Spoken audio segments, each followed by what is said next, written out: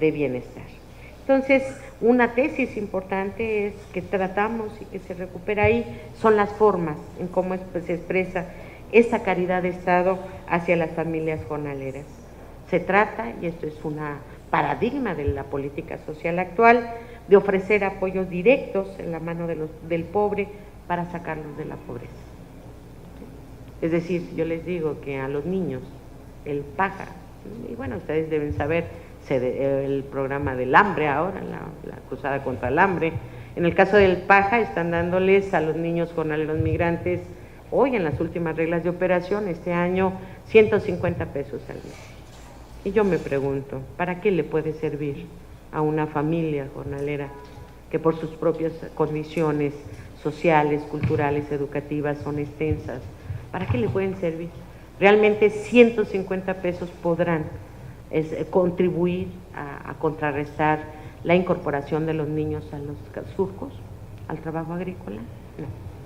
Bien, aquí, ¿no?, otra tesis en este sentido es mostrar cómo no hay, es decir, cómo el Estado mexicano tiene un discurso democrático, incluyente, legitimador, siempre están hablando de superar y atender a los pobres, ¿no?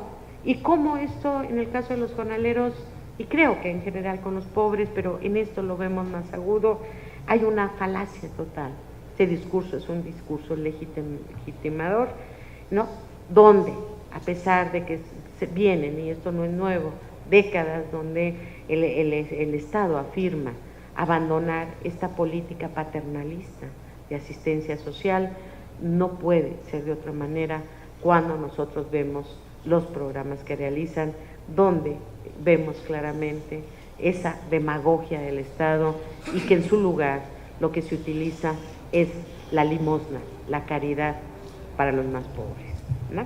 Entonces esta teoría de que se les vuelve corresponsables para el desarrollo, de que le van a participar, es decir, ¿no?, es un discurso puramente político y con poca realidad y concreción particularmente. Por ahí, una gente que yo respeto mucho, Abel Barrera, que es el director del Centro de Derechos Humanos de Tlachinola, él en reiteradas medios señala cómo los jornaleros, ¿no?, y cómo la gente en Guerrero, la montaña, no tiene conocimiento de que existe una Secretaría para la Mujer, una Secretaría del Migrante, son pocos y se distribuyen de una manera totalmente a ciertos criterios, ¿no?, que esto es parte de un capítulo completo que dedico a cómo se vive todos estos elementos, sobre todo en las comunidades de origen, ¿no?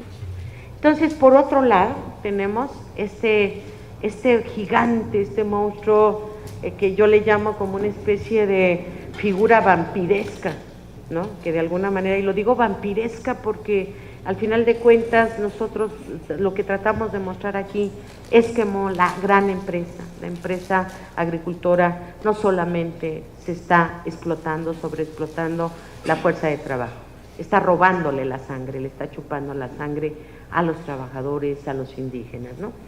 Vemos, seguramente mañana podré ofrecerles en la conferencia algunos datos de esto que me decía que ese tema estaba pendiente, creo que todavía lo estoy construyendo, ¿no?, esta relación, ¿no? ¿Cómo y qué encontramos en la empresa agrícola, ¿no?, sobre todo las agroexportadoras, que son las que les interesa además que difundamos lo que hacen? Porque quiero decirles una cosa, incluso por ahí pueden ustedes encontrar algunos artículos míos que me dicen, Tere, pero ¿de verdad encontraste esto? Sí. Al menos en Sinaloa o en algunos estados del noroeste, hoy están haciendo o están implementando acciones de bienestar social para las familias jornaleras, más las empresas que el propio Estado. ¿Sí? Las empresas. Pero sí lo quiero comentar, no crean que por buenas gentes, filantropía, no. Son empresas agroexportadoras, ¿no?, que invierten en ciertos beneficios de carácter social para las familias, pero para garantizar mayor rentabilidad. Porque hoy las lógicas de competencia, de ética del mercado, les exigen establecer ciertas reglas y con eso ellos se certifican y con eso ellos muestran los empresarios que están atendiendo a sus trabajadores.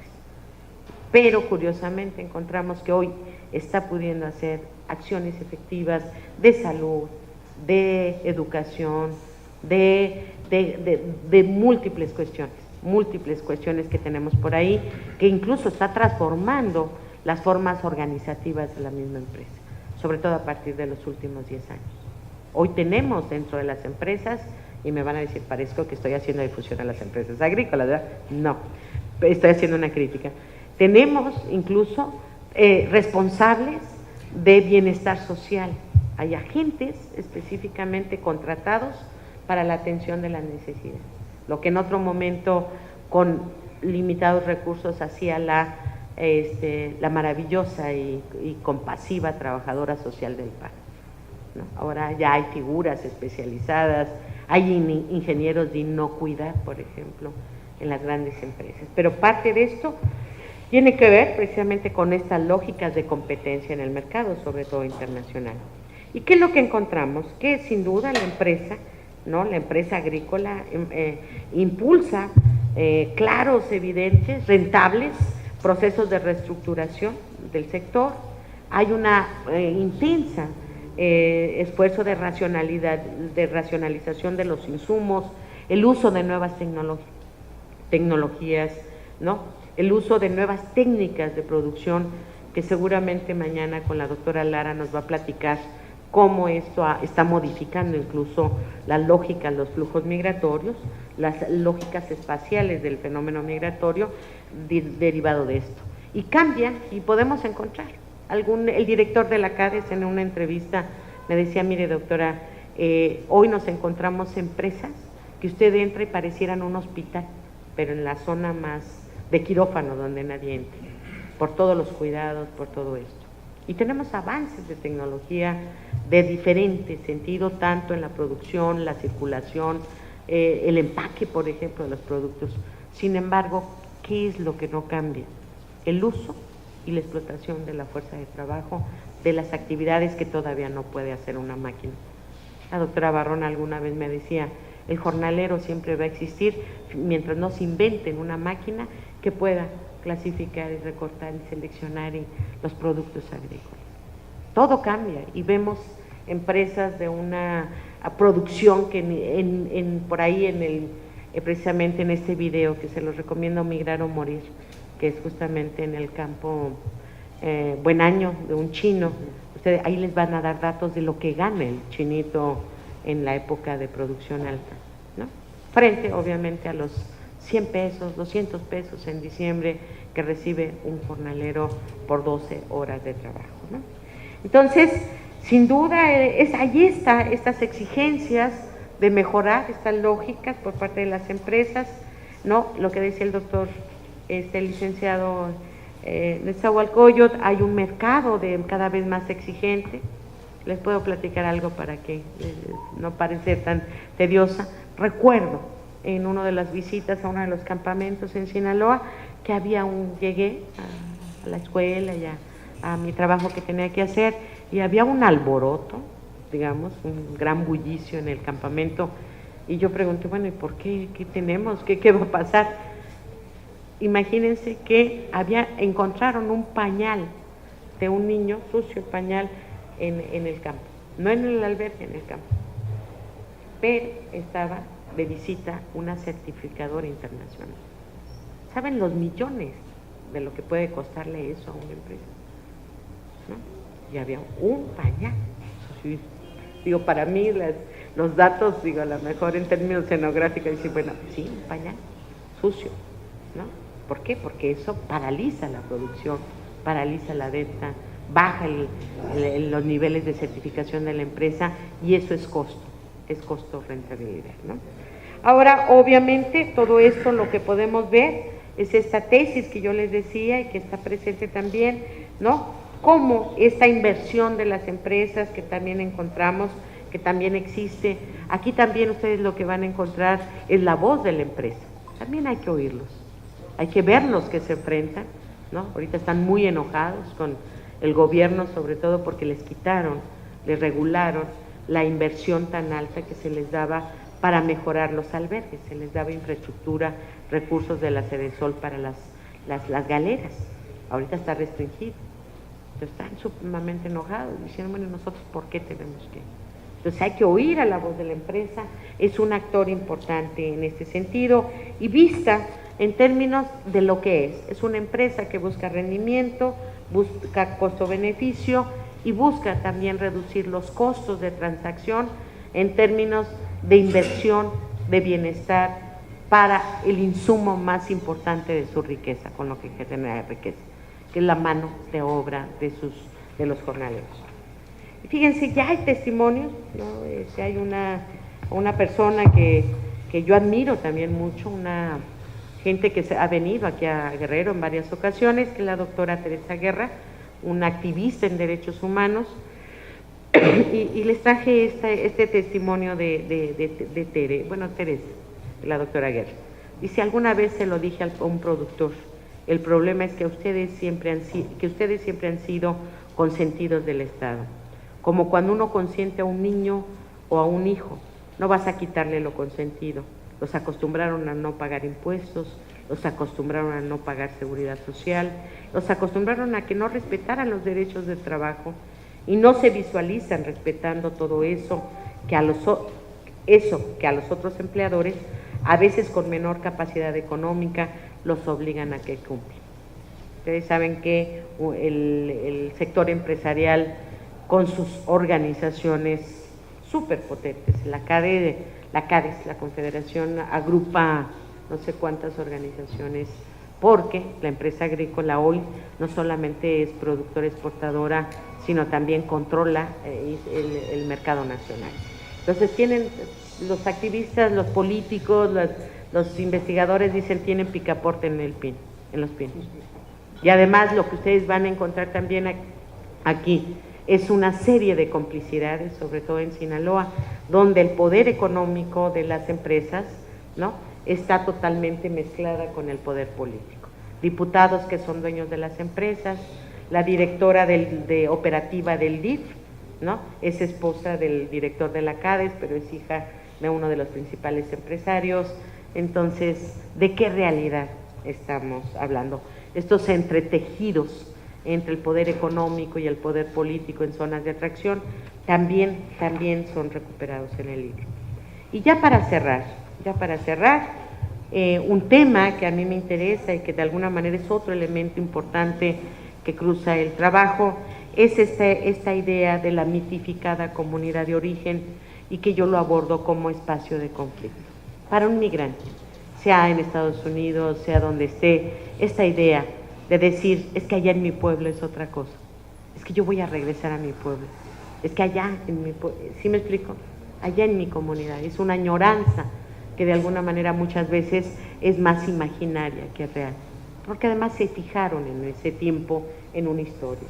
Sin embargo, cuando nos metemos a analizar justamente qué pasa en esas comunidades de origen, en esta idea, como espacio de conflictividad, nos vamos a dar cuenta que en esa comunidad existen múltiples elementos, ¿no?, de orden agrario, lo que decíamos por ahí con la doctora Barroso, de orden político, de orden religioso.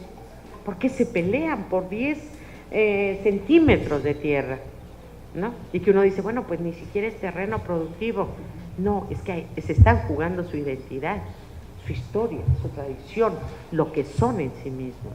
Entonces el tema, fíjense que esto es bien interesante, que por ahí también alguien que conoce el libro y un especialista, porque cada quien, digamos, ve ciertas cuestiones, me decía, una de las cosas que yo recupero es la manera en cómo abordas el tema del caciquismo en Guerrero y en esta zona, porque persiste. Nosotros leíamos por ahí alguna teórica de los 80 y hablaban del caciquismo y cómo hoy tenemos, cómo siguen operando. Ahí don Chayo es el que manda, me decían por ahí, ¿no?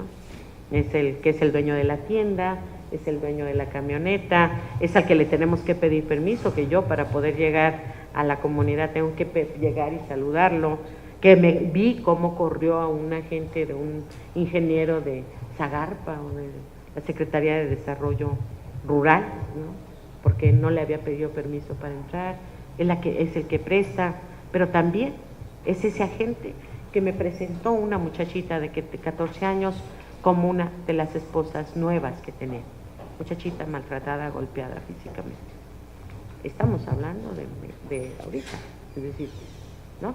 Pero también de otros elementos en la comunidad de origen que de alguna manera explican esta realidad, ¿no? Que es esta mezcla entre la historia, lo que ha sido nuestra sociedad, lo que ha sido nuestra cultura, lo que ha sido nuestros mecanismos de control, pero también el surgimiento de nuevos actores sociales, que es el papel tan importante que tiene justamente el sistema de intermediarios que controla las comunidades.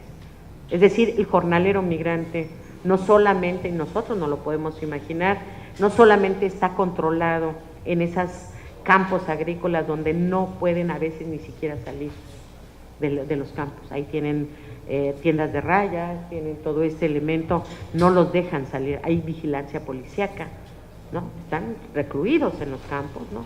Pero no solamente la empresa tiene control allá en Sinaloa, también los tienen controlados aquí, en las comunidades, porque los tienen sus manos largas. Esto es esta especie de imagen de, no sé si ustedes alguna vez conocieron esta película de los Cuatro Magníficos, ¿no? ¿Sí lo han visto por ahí?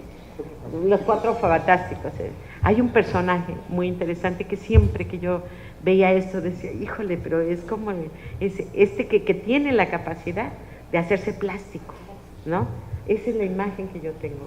La empresa agrícola lanzó el tentáculo y no solamente los controla allá, los controla acá. Hagan de cuenta así, desde el norte hasta Guerrero, en sus comunidades. ¿Por qué? Porque cuando uno va a una comunidad de esto para trabajar con las familias, hay que pedirle, así como hay que pedirle permiso al cacique, hay que pedirle permiso a don Miguel, que es el mediador. ¿Sí me explico? Es el mayordomo, es el que controla, él es el que negocia los salarios, los beneficios. Muchas veces los jornaleros ni se van y ni siquiera saben cuánto van a ganar. Hay mecanismos. Entonces, bueno, hay un capítulo completo en el libro dedicado a esta idea, el tema del interpartidismo, ¿no? Esta idea de que no te muevas de aquí, porque de este lado son perredistas y de este lado son priistas, ¿no? Y que si te ven que te mueves ya no te van a dar oportunidad. Pero ¿cómo ha violentado y qué tipo de conflictos ha generado este tipo de presencia en términos de las comunidades, en su cultura tradicional, en su mano vuelta, en su reciprocidad, y cómo todo esto son factores que nos ayudan a comprender este fenómeno que hoy analizamos. Y solamente quiero decirles que sin duda una frase a quien le dedico el libro y que de alguna manera aparece es a Romualdo, un jornalero agrícola de Santa María Tonoya, que alguna vez, después de que me estuvo observando y decía, ¿y esta señora que vendrá aquí? Ya saben cómo son, ¿no? Todos desconfiados. Después de mucho decidirse, se pone la mano aquí y sollozando, casi sollozando, con varios niños en estas condiciones, me dice, antes de que yo te cuente desde aquí lo que es mi vida y lo que yo enfrento, contéstame una pregunta. Me dijo, dime cómo le hago para darle de comer a mis chamacos. Antes amanecíamos con un puño de maíz y ahora ni eso tenemos.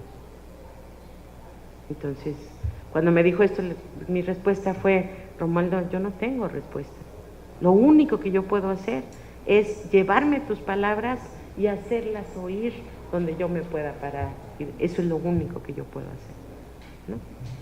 Y pues bueno, ya para cerrar, ¿no? Sin duda, a pesar de todas estas condiciones, esta idea que se ha manejado en la mesa de que la migración no resuelve, sino perpetúa la pobreza, ¿no?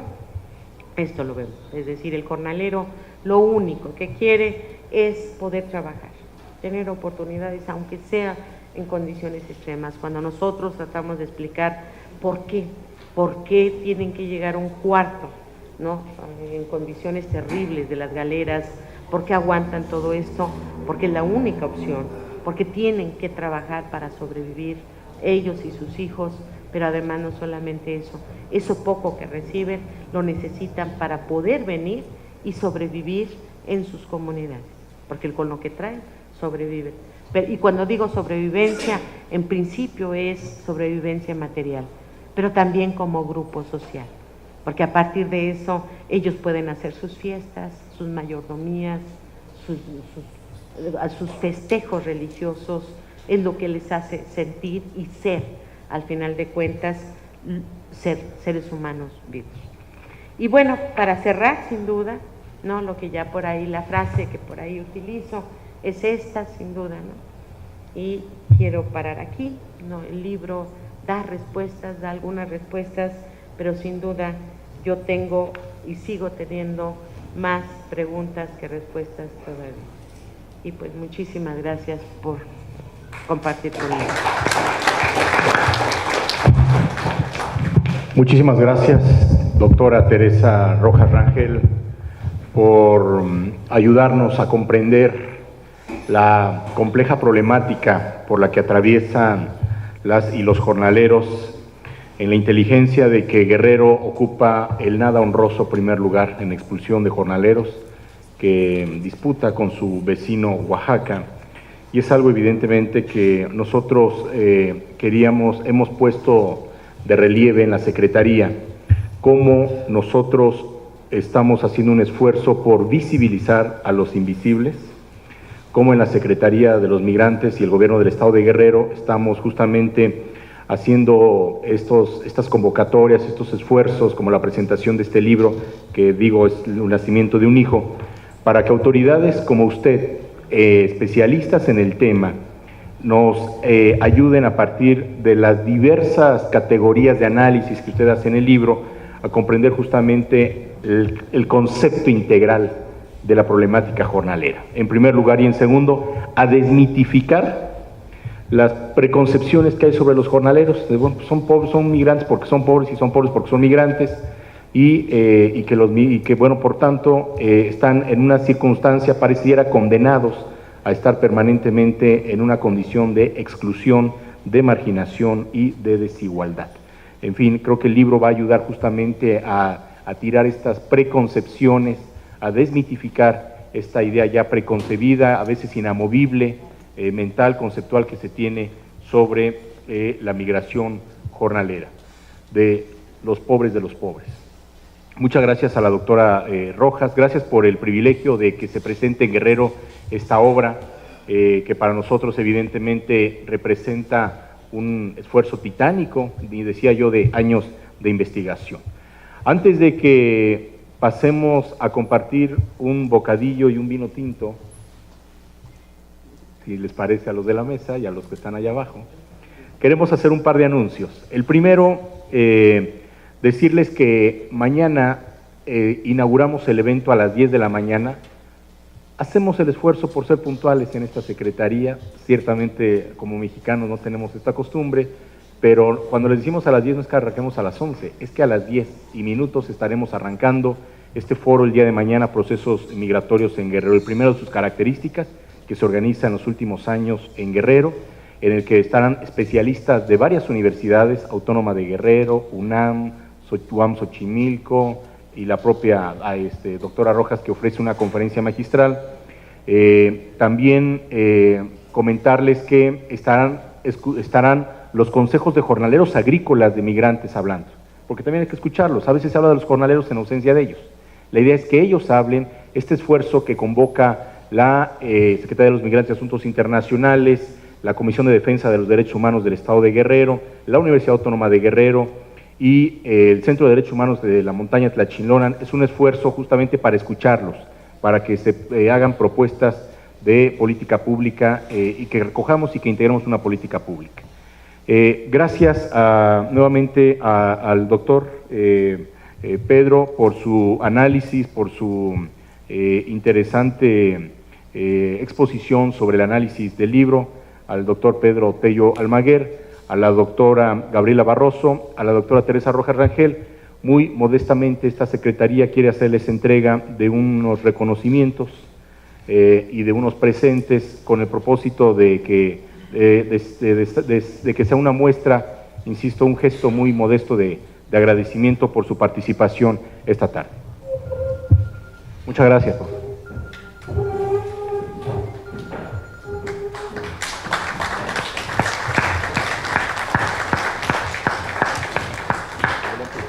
Adelante ustedes que son, ¿no?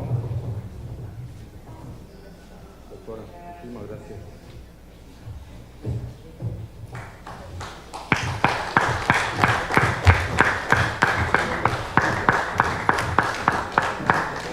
Muchísimas gracias. Y bueno, esperamos allá afuera, hay un cóctel para seguir charlando sobre el tema. Muchas gracias a todos. Muy buenas noches.